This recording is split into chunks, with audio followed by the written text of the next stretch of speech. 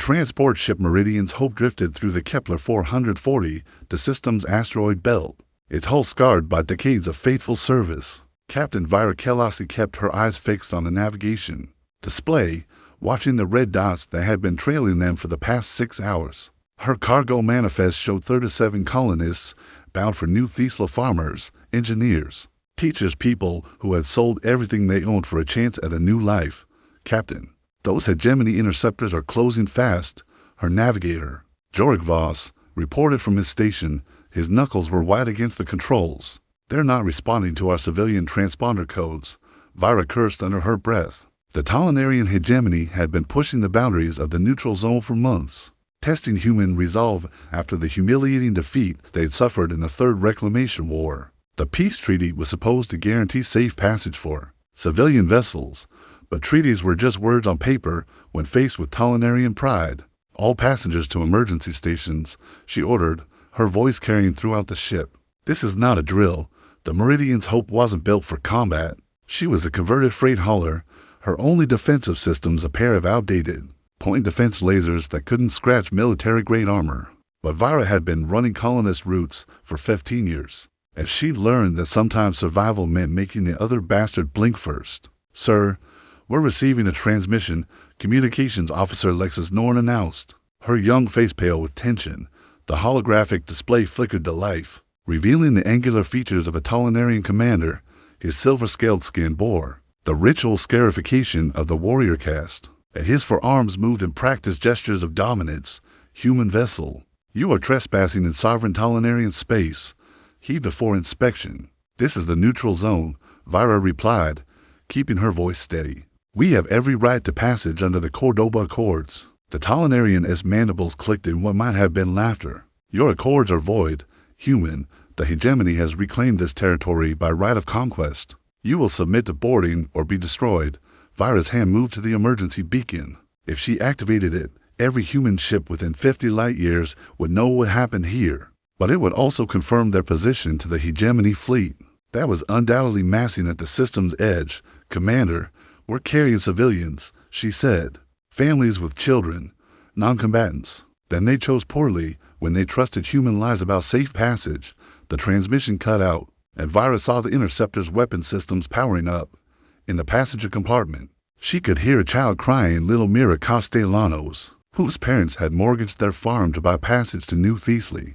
The girl had shown Vira her drawings of the new house she wanted to build, complete with a garden where she could grow her flowers. "Captain," Jorik's voice was tight with fear, "they're locking onto us." Vira looked at her crew. Good people, who'd sign on to ferry colonists to better lives, not to fight an interstellar war. But sometimes the war found you anyway. She thought of the children in the passenger compartment, of the dreams that would die if the Talonarians got there. "Wait, Lexus, transmit full spectrum emergency signal, all frequencies. Make sure Earth knows what's happening here." "Yes, Mom." "Jorik, prepare for evasive maneuvers. We're going to thread the needle through that asteroid field." "Mom, the civilians will die if we don't try." Vira's fingers danced across the controls, pushing the Meridian's Hope toward the dense cluster of spinning rocks ahead. "If we can reach the mining station at Kepler for to see, we might have a chance." The first plasma bolt seared past their starboard hull, superheating the metal and sending warning alarms screaming through the bridge. The second found its mark. The Meridian's Hope shuddered as the plasma bolt tore through her port engine assembly, sending cascades of sparks through the engineering section. Emergency lighting bathed the corridors in hellish red. As the ship's artificial gravity fluctuated wildly, "Hull breach on Deck 3. Lexus shouted over the alarms. "Emergency bulkheads are sealing, but we've lost atmospheric pressure in the cargo hold." Vira fought the controls as the ship began to list, her damaged thruster assembly throwing them into a sickening spin. Through the viewports, she could see the Talonarian interceptors, closing in sleek, predatory vessels that moved like sharks. Through the void, "Ma'am, I'm reading 43 life signs in the passenger compartment," Jorik reported, his voice cracking. "The Castellanos family was in the cargo hold when we took that hit." The realization hit Vira like a physical blow. Little Mira, who'd been so excited about growing flowers on New Thesla, her parents, who'd scraped together every credit they had for this journey, gone in an instant because the Tollenarians couldn't tolerate human expansion into what they considered their territory. "How long until we reach the asteroid field?" she asked, her voice deadly calm. 90 seconds at current velocity, Jorik replied. "But Captain, with the engine damage, we'll make it." Vira keyed the ship-wide intercom. "All passengers, this is Captain Kelasi. We are under attack by Tollenarian forces. Secure yourselves and prepare for emergency deceleration." The second interceptor fired, its plasma bolt carving a glowing scar across the Meridian's Hope's hull. The transport's antiquated shields flared and died, leaving them naked against the void. But Vira had spent years navigating treacherous asteroid fields, and she knew that sometimes the best defense was making your enemy as uncomfortable as possible. "Jorik, on my mark. Cut power to the starboard thrusters and dump emergency ballast. We're going to tumble." "Man, that's suicide. It's survival."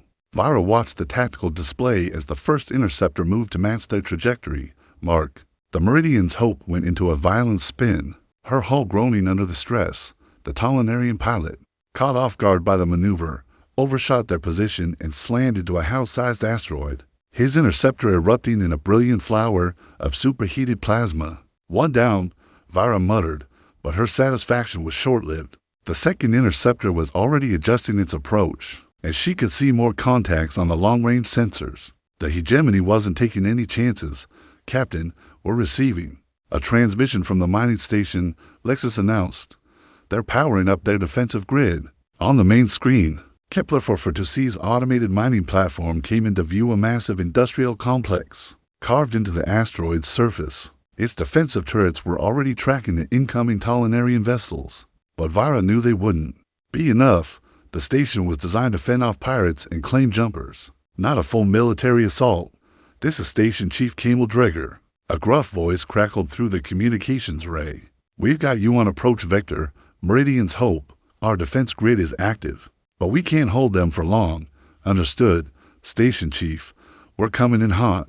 The remaining interceptor fired again, its plasma bolt punching through the transport's rear hull and vaporizing the auxiliary power coupling.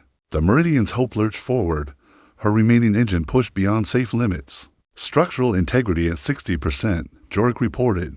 "We're hemorrhaging atmosphere from multiple breaches." Vira could see the mining station's defensive turrets opening fire, streams of coherent energy lancing out to intercept the Tollenarian vessels. But for every interceptor they destroyed, two more appeared on the sensors. The hegemony had committed a full strike force to this operation. "Sir, I'm detecting multiple capital ships dropping out of hyperspace," Lexus said, her voice barely above a whisper. "Tollenarian heavy cruisers moving to surround the system." The tactical display painted a grim picture. 3 heavy cruisers, each one capable of reducing a planet to radioactive slag, were taking positions around Kepler-442. This wasn't just an attack on a single transport, it was the opening move of a new war. "Lexus, are you still transmitting our emergency beacon?" "Yes, ma'am. All frequencies. Maximum power." "Good.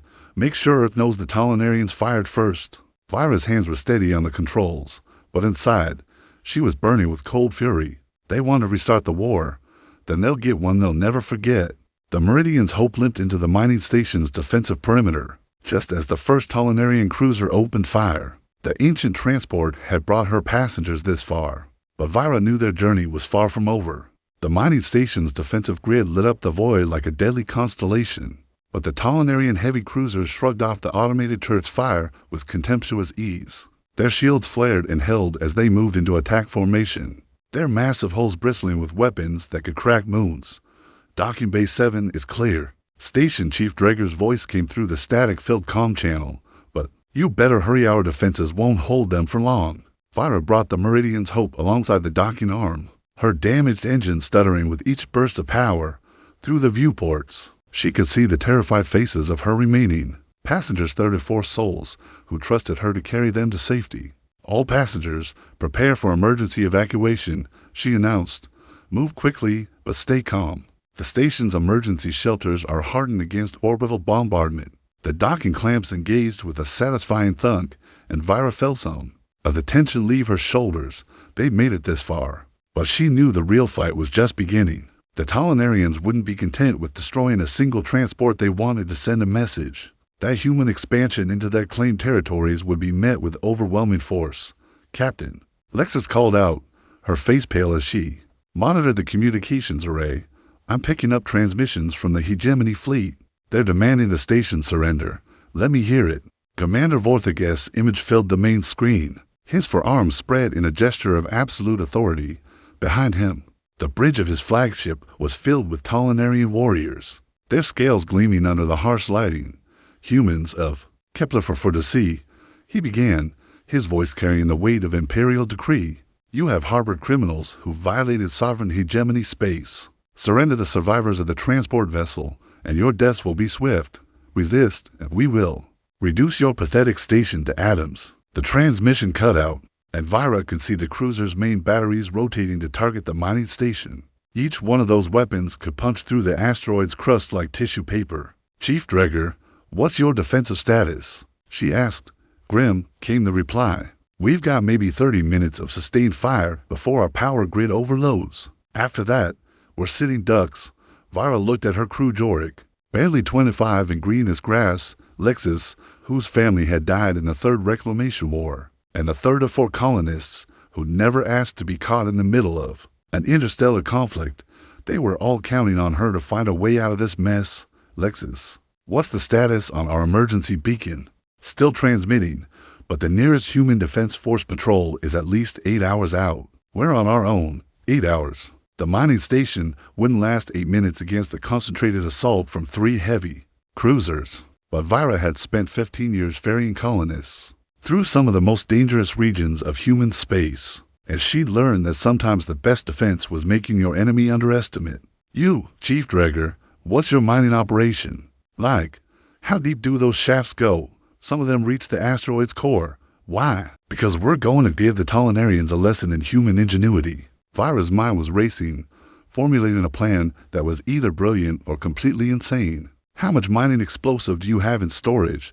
About 40 tons of shaped charges. But Captain, you can't be thinking. I'm thinking that if we can't outfight them, we'll outthink them. Vira turned to her crew. Jorik, I need you to interface with the station's mining computers. Lexus, start calculating blast patterns for maximum structural damage. The first Tolenarian cruiser opened fire, its plasma cannons carving glowing scars across the station's outer hull. The defensive turrets returned fire, but their beams scattered harmlessly against the warship's shields. It was like watching ants attack a steel boot. Captain, whatever you're planning, you better do it fast. Dreger's voice crackled through the comm. They're targeting our main reactor. Vira watched the tactical display as the Tolenarian ships closed in. The hegemony had always prided itself on overwhelming firepower and superior technology, but they'd never learned to think like humans. They saw problems as obstacles to be destroyed, not puzzles to be solved. All passengers to the deepest emergency shelters, she ordered. And Chief Dreger, I'm going to need your mining crew to help me plan some charges. You're crazy. Captain, maybe. But I'd rather be crazy and alive than sane and dead. The mining station shuddered as another plasma bolt struck home, sending tremors through the asteroid's rocky core. Time was running out, but BlackHFY had a plan. The Tolenarians wanted to restart the war by destroying human civilians. She was going to show them exactly what happened when humans got angry. The mining station's corridors echoed with the sound of running feet. It shouted orders as Vira led Chief Dreger's crew through the deepest maintenance tunnels. The asteroid's core was a maze of excavated passages, each one carefully carved to extract the rare earth metals that made this operation profitable. These charges need to be placed at the primary support junctions, Vira explained, her voice steady despite the chaos above. When we detonate them, the entire outer shell will collapse inward. Captain, that'll take the docking bays with it, Dreger protested. Your ship, my ship, is already dead. Vira hefted a shaped charge, its crystalline explosive core gleaming in the harsh work lights. But those cruisers will be trapped in the debris field when the structure collapses. Their shields can stop energy weapons, but they can't phase through solid matter. Another tremor shook the asteroid as the Tolenarian bombardment intensified. Dust rained from the ceiling, and Vira could hear the distant sound of atmosphere venting. From damaged sections, the station's defensive grid was failing, turret by turret. How much time do we have? Asked Mira Castellanos, the mining engineer who'd volunteered for this desperate mission. She was young, maybe 22. with the same determined look that had gotten her parents killed in the transport attack. 5 minutes, maybe less, Vira replied. The Talonarians are methodical. They'll neutralize the defenses, then move in for close-range bombardment. As if summoned by her words, the lights flickered and died, plunging them into darkness. Emergency illumination kicked in, casting everything in hellish red. The station's main reactor had been hit. That's our cue, Vira said. Everyone to the emergency bunkers. Remote detonation in 60 seconds. The crew scattered, their footsteps echoing through the tunnels as they raced for the deepest shelters. Vira remained behind, her fingers dancing over the detonation controls. Through the station's external cameras, she could see the Talonarian cruisers moving into position for the final assault. Commander Vorthic's flagship, the Hegemony's Wrath, was a kilometer-long monument to Talonarian naval supremacy. Its hull was covered in ceremonial scarification that told the story of 100 conquered worlds, and its weapons could reduce entire continents to glass. But for all its power, it was still bound by the laws of physics. This is for the Castellanos family, Vira whispered and pressed the detonation key. The asteroid exploded from within, 40 tons of mining charges detonating in perfect sequence. The outer shell collapsed inward like a dying star. Billions of tons of rock and metal imploding toward the core. The Talonarian cruisers, caught in the middle of their attack run, had no time to react. The Hegemony's Wrath tried to reverse thrust, but the debris field was already closing around it. House-sized chunks of rock slammed into its hull, overwhelming its shields and punching through the armor plating. The cruiser's port engine assembly erupted in a cascade of plasma. As its magnetic containment failed, multiple hull breaches, screamed the ship's tactical officer, were trapped in the debris field. Commander Vorthik watched in horror as his flagship was battered by the collapsing asteroid. His mandibles clicked in fury as he realized the humans had turned their own refuge into a weapon. It was a violation of every principle of honorable warfare, a coward's tactic that proved human inferiority. All ships, concentrate fire on the debris field, he ordered. Clear us a path out of this trap. The second cruiser, Talonarian Pride, opened fire with everything it had. Plasma bolts and particle beams carved through the spinning rocks, vaporizing smaller chunks and shattering larger ones. But for every piece of debris they destroyed, 2 more took its place. In the station's emergency bunker, Vira felt the massive tremors as the asteroid's death throes shook the remaining structure. The bunker was designed to survive seismic events and asteroid impacts, but she wasn't sure it could handle the gravitational stresses of a collapsing planetoid. Status report, she called out. Partial success, Lexus replied, her voice tight with pain. She'd been injured in the evacuation, her left arm hanging useless at her side. 2 of the cruisers are trapped in the debris field. The third one is pulling back to safe distance. Casualties? 17 mining personnel didn't make it to the bunkers in time. The station's command center was hit directly. Vira closed her eyes, adding 17 more names to the growing list of the dead. The Talonarians wanted a war. They were getting one painted in human blood dot through the bunker's reinforced viewports. She could see the debris field spinning slowly in the void. Chunks of rock the size of city blocks tumbled past, illuminated by the dying fires of the trapped cruisers. The Hegemony's Wrath was still alive, but barely. Its hull cracked open like an egg, atmosphere streaming from a dozen breaches. Man, Jorik's voice was barely audible over the structural groans. Long-range sensors are detecting multiple hyperspace signatures. Large fleet, moving this way. Talonarian reinforcements, unknown, but they're coming in fast. Vira looked around the bunker at the survivors, her crew, the colonists, the mining personnel who'd volunteered for this suicide mission. They bloodied the Talonarian nose, but at terrible cost. The war was just beginning, and she wondered how many more would die before it ended.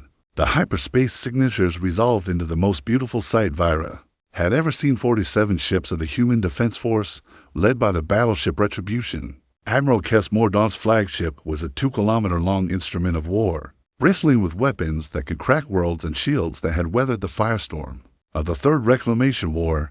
This is Admiral Mordaunt to all Talonarian vessels. The transmission crackled through the static. You have attacked civilian transports and mining facilities in neutral space. Withdraw immediately or face the consequences. Commander Vorthic's response came from the crippled Hegemony's Wrath, his voice thick with pain and rage. Human Admiral, you are trespassing in sovereign Talonarian territory. We will not be intimidated by your presence. Then you've chosen to make this a war, Mordaunt replied. All ships, weapons free. Show them what happens when they murder human civilians. The battle erupted across the Kepler 440, the system like a supernova. The Retribution led the charge, her massive railguns sending tungsten slugs through the void. At significant fractions of light speed, the Tollenarian cruiser Tollenarian Pride tried to evade, but the projectiles tracked its movement and punched through its shields like paper. Direct hit on their primary reactor, reported the Retribution's tactical officer. The cruiser is venting plasma. Aaron helpless. Reinforcements dropped out of hyperspace. A full hegemony battle fleet led by the Dreadnought, executor of Dominion. The massive ship was 3 kilometers long, its hull studded with weapons batteries that could level continents. New contacts called out the sensor operator, Tollenarian Dreadnought and escort fleet. Bearing 27 Mark IV. Admiral Mordaunt studied the tactical display with cold calculation. The Tollenarians had brought enough firepower to sterilize the entire system, but humanity had learned hard lessons from the previous Reclamation wars. They'd come prepared for total war. Launch all fighters, she ordered. Coordinate with the Vengeance and Defiance for a pincer attack on their flagship. The void erupted in a storm of fire and metal. Human fighter squadrons swarmed around the Tollenarian vessels like angry wasps, their plasma cannons and missile pods picking apart the cruiser's point defense systems. The Retribution's sister ships, Vengeance and Defiance, flanked the enemy formation and unleashed hell. Aboard the executor of Dominion, Fleet Admiral Gorthon watched the human assault. With growing concern, the humans fought with a savagery that made even veteran Tollenarian warriors uncomfortable. They seemed to take personal offense at every casualty, every damaged ship driving them to greater heights of violence. Deploy the extinction protocols, he ordered.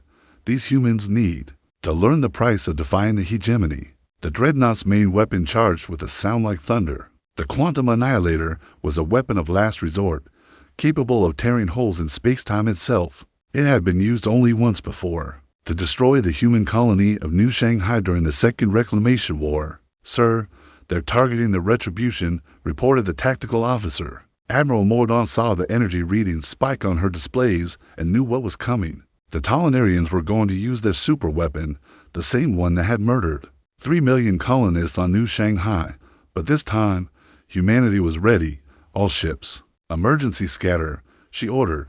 Activate the Prometheus countermeasures. The Retribution deployed a cloud of quantum-charged particles just as the Annihilator fired. The exotic matter screen absorbed the worst of the energy discharge, but the battleship still shuddered under the impact. Hull plating vaporized and entire sections of the ship went dark. Damage report, Mordaunt called out. Decks 12 through 18 are gone, came the reply. We've lost 2/3 of our forward gun batteries, and the main reactor is operating at 60% capacity, but the Retribution wasn't finished. Her remaining weapons opened fire, sending a stream of relativistic projectiles toward the Tollenarian Dreadnought. The slug struck home, punching through the alien ship's armor and detonating deep within its hull. Critical hit on the Dreadnought's weapon systems, reported the tactical officer. Their Annihilator is offline. The battle raged for 6 hours, ship after ship falling to the combined fury of human revenge and Tollenarian pride. The Defiance took a direct hit from a plasma torpedo and broke apart. Her crew of 800 vaporized in an instant. The Tollenarian cruiser Sword of Righteousness tried to ram the Vengeance, both ships dying in a ball of nuclear fire dot in the emergency bunker. Vira watched the carnage unfold on the station's remaining external cameras. The void was filled with debris and bodies, human and Tollenarian alike. This was the price of war, not just the strategic objectives or territorial gains, but the individual lives snuffed out in the name of ideology. Ma'am, Lexus called out, her injured arm in a makeshift sling. I'm picking up a transmission from the Retribution. They're requesting our status. Tell them we're alive, Vira replied, and that we have 3 or 4 civilian survivors who need immediate evacuation. Listing heavily, its hull cracked and bleeding atmosphere, the Dreadnought was dying, but it was taking human ships with it. The war that had started with the murder of the Castellanos family was consuming everything in its path. The executor of Dominion was dying, but Fleet Admiral Gorthon refused to let it die quietly. With his ship's weapons failing and his hull breached in a dozen places, he made a decision that would haunt both species for generations to come. Prepare the ship for ramming speed, he ordered, his forearms manipulating the controls with desperate efficiency. If we cannot defeat them with honor, we will drag them into the void with us. The massive dreadnought began to accelerate toward the Retribution, its remaining engines pushing the 3-kilometer-long vessel on a collision course. With the human flagship, Admiral Mordaunt watched the tactical display with growing alarm. As the Talonarian ship bore down on her position, all ships, concentrate fire on the dreadnought. She ordered, we need to stop that ship before it reaches us. The combined firepower of the human fleet converged on the Executor of Dominion, but the alien vessel's remaining shields held just long enough. Plasma bolts and railgun slugs hammered its hull, but the dreadnought continued its death charge. Impact. In 90 seconds, reported the tactical officer. Recommend immediate evacuation of all forward sections. Mordaunt looked around the bridge at her crewmen and women, who had served with distinction through 3 wars, who trusted her leadership through the darkest hours of human history. She wasn't about to abandon them now. Negative, she said. All hands, prepare for impact. We're going to ride this one out. In the emergency bunker, Vira felt the gravitational distortions as the 2 massive ships prepared to collide. The laws of physics were about to be tested on a scale that would make the asteroids collapse. Look like a firecracker. Everyone brace for impact, she called out. This is going to be rough. The Executor of Dominion struck the Retribution at the midship section. The force of the impact created a fusion explosion that lit up the entire system. Both ships were consumed in the fireball. Their crews vaporized in milliseconds. But from the destruction came something unexpected, a cascade of exotic particles that interfered with the Talonarian fleet's hyperspace drives. Sir, we're detecting massive spatial distortions, reported the sensor operator aboard the surviving Talonarian cruiser. Our hyperspace generators are offline. The remaining Talonarian ships found themselves trapped in normal space, their escape route cut off by the very weapon they tried to use against humanity. The human fleet, damaged but not defeated, closed in for the kill. This is Captain Yolanda Reeve of the Vengeance, came the transmission. Talonarian vessels, you are trapped and outnumbered. Surrender now and you will be treated according to the Geneva Conventions. Commander Vorthek, still aboard the crippled Hegemony's Wrath, looked around his shattered bridge. Half his crew was dead, his ship was barely holding together, and his escape route was blocked. But surrender was not in the Talonarian vocabulary. Warriors of the Hegemony, he broadcast to his remaining ships, we may die here, but we will die with honor. For the glory of the Talonarian Empire. The final battle was brief, but vicious. The human ships, fueled by rage over the civilian casualties, showed no mercy. The Hegemony's Wrath took a direct hit from a nuclear torpedo and broke apart. Its commander's last words a curse against human savagery. But not all the Talonarians died in the battle. A single cruiser, the Final Virtue, managed to restore partial hyperspace capability and fled the system. Aboard that ship was Sub-Commander Kethrel, a young officer who witnessed the complete destruction of his fleet. Sir, his communications officer reported, we're receiving a transmission from Kepler-4 to see. The human survivors are requesting medical assistance. Kethrel looked at the tactical display, seeing the debris field that had once been a proud Talonarian battle fleet. 200,000 of his people had died here, all because of a dispute over neutral space. The war that had started with the shooting down of a civilian transport had escalated into a massacre. Plot a course for Talonarian Prime, he ordered. The Hegemony Council needs to know what happened here. In the emergency bunker, Vira helped coordinate the evacuation of the surviving colonists and station personnel. The human fleet had taken heavy casualties, 37 ships reduced to 14, with thousands of crew members dead or wounded. But they'd won a decisive victory, one that would reshape the balance of power in this sector of the galaxy. Ma'am, Lexus reported, her arm finally receiving proper medical attention. Long-range sensors are detecting multiple hyperspace signatures. Looks like reinforcements from both sides. Vira nodded grimly. The battle for Kepler-442 was over. But the Fourth Reclamation War was just beginning. The Talonarians had learned that attacking human civilians came with a terrible price. But they had also seen the depths of human savagery. This conflict would not end with a single battle. 6 months after the Battle of Kepler-442, Ambassador Elena Vasquez stood before the United Earth Council, her dress uniform bearing the ribbons of 3 wars and the scars of a dozen diplomatic missions. The chamber was filled with representatives from every human world. their faces grim as they listened to her report. The Tollenarian hegemony has agreed to our terms, she announced. Full reparations for the civilian casualties, formal recognition of the neutral zone boundaries, and the establishment of a joint commission to prevent future incidents. The applause was muted, tempered by the knowledge of what the victory had cost. 43,000 human military personnel had died in the 6-month campaign that followed Kepler 442, and the Tollenarians had lost nearly half their battle fleet. It was a Pyrrhic victory that left both sides exhausted and bitter. What about the survivors from the Meridian's Hope? Asked Counselor Reginald Hawthorne, his voice heavy with age and sorrow. Captain Kelasi and her crew have been awarded the Stellar Cross for their actions, Vasquez replied. The surviving colonists have been relocated to New Thiesley, where they're building the settlement they'd originally planned. In the audience, Vira Kelasi listened to the ambassador's words with mixed emotions. The medals and commendations were nice, but they couldn't bring back the Castellanos family or the 17 mining personnel who died.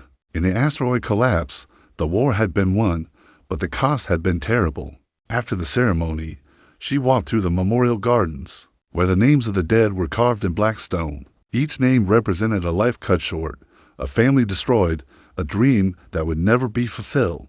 The Tollenarians had learned not to shoot down human transports, but the lesson had been written in blood.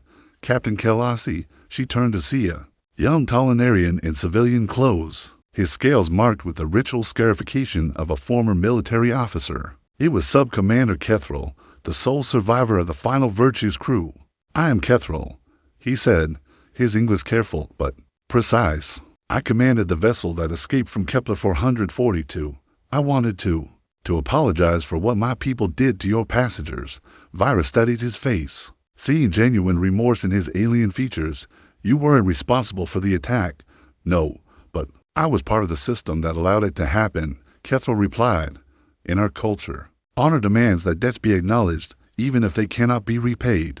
They stood in silence for a moment, the former enemies united by the weight of shared loss. Around them, the memorial garden bloomed with earth flowers, roses, lilies, and chrysanthemums that had been planted by the families of the dead. There's something you should know, Kethril continued, the officer who ordered the attack on your transport. Commander Vorthiki had lost his own family in the Third Reclamation War. His actions were driven by grief, not military necessity. Vira nodded slowly.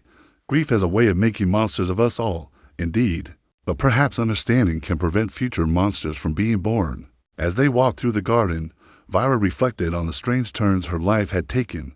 6 months ago, she'd been a simple transport captain ferrying colonists to new homes. Now she was a war hero, her actions having sparked a conflict that had reshaped the balance of power between the galactic civilizations. The surviving colonists, she said suddenly. They named their first settlement after the Castellanos family. New Esperanza, New Hope in their language, a fitting memorial, Kethril agreed. In Tollenarian culture, we believe that the dead live on through the actions of those they leave behind.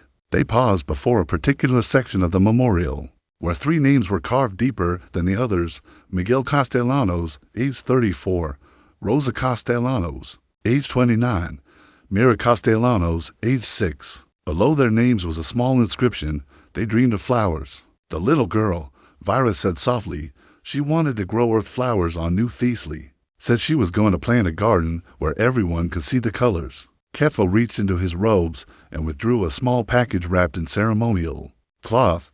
My people have a tradition, he said, when we have wronged another. We offer a gift that cannot undo the harm, but acknowledges the debt. Inside the package were seeds, hybrid varieties that could grow in a dozen different soil types. Their flowers blooming in colors that existed nowhere in nature. They were the result of centuries of Tollenarian botanical engineering, genetic artwork that could transform barren worlds into gardens of impossible beauty. These will grow anywhere, he explained, on New Thiesley, on the mining stations, even on the dead worlds where battles were fought. They're called memory blooms in our language, flowers that remember the lost. Vira accepted the gift, feeling the weight of the tiny seeds in her palm. Such small things, but they carry the promise of life and beauty in places where only death had visited.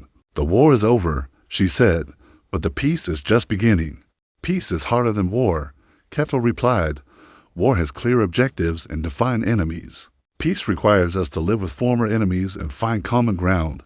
3 years later, Captain BlackHFY stood on the observation deck of the new transport ship New Esperanza, watching as the colony world of Kepler-440 became into view.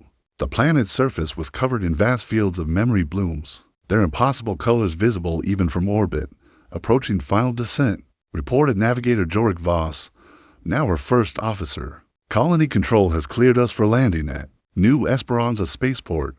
In the passenger compartment, 47 colonists prepared for their new lives. Among them were Tolenarian refugees, families who lost everything in the war and chosen to start over on human worlds. The sight would have been impossible just a few years ago, but the Fourth Reclamation War had changed both species in ways no one had anticipated. Captain, Communications Officer Lexus Norn called out, "We're receiving a transmission from the colony."